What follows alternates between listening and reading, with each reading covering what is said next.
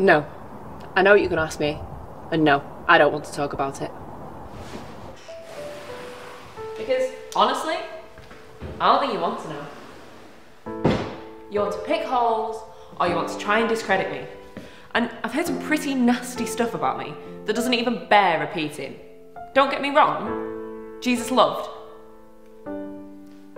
me, and that's all that matters. But when you hear some pretty disgusting stuff about you, it still hurts, you know?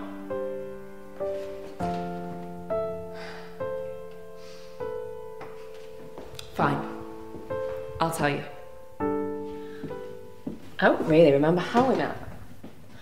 I don't know if you've ever had this, but sometimes just one act of kindness can result in a lifetime of gratitude.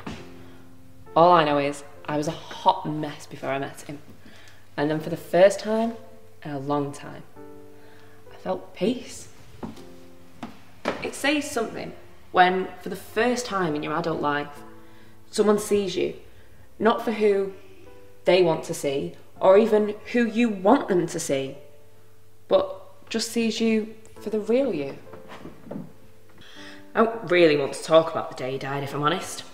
I'm not stupid. I know there's no justice in the courts if you're like him, but I still hoped that somehow, miraculously, it would go his way. It didn't. I got to be with him right up until the end.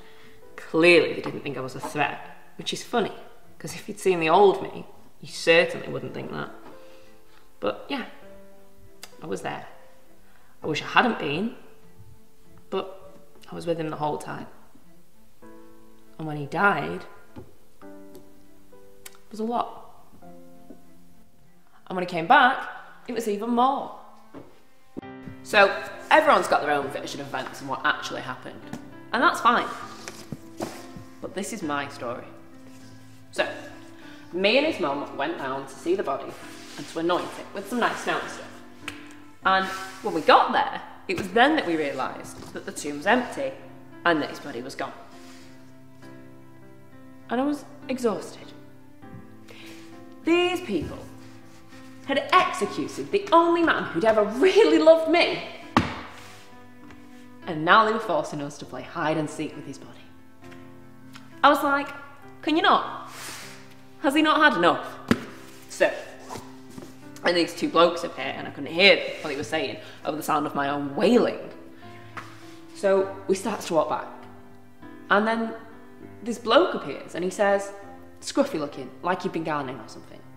And he said, why are you crying? Didn't reply, I was all snot and tears, and I'm a real ugly crier. Anyway, and then he says, Mary. And that's when I realised, it's him. I laughed, I cried some more, and then I went running over to him, and he said, go and tell the boys I'm back.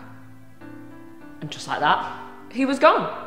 So I legged it over to where the others were, and it's hard enough to get them to take me seriously at the best of times because, hello, sexism. But even I have to admit that was an unreliable witness at this point.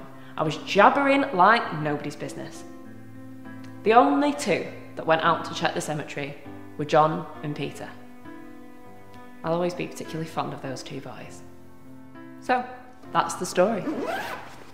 Believe it or not. And as for him, I know he's with me, even though he's not with me, and I can't see him, and I can't give him a hug when I want, and I miss that.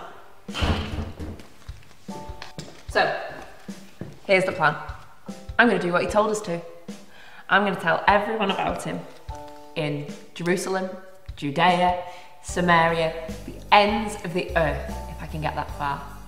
Because when I see him again, and I know that I will, I want to give him reason to say, well done, good and faithful servant.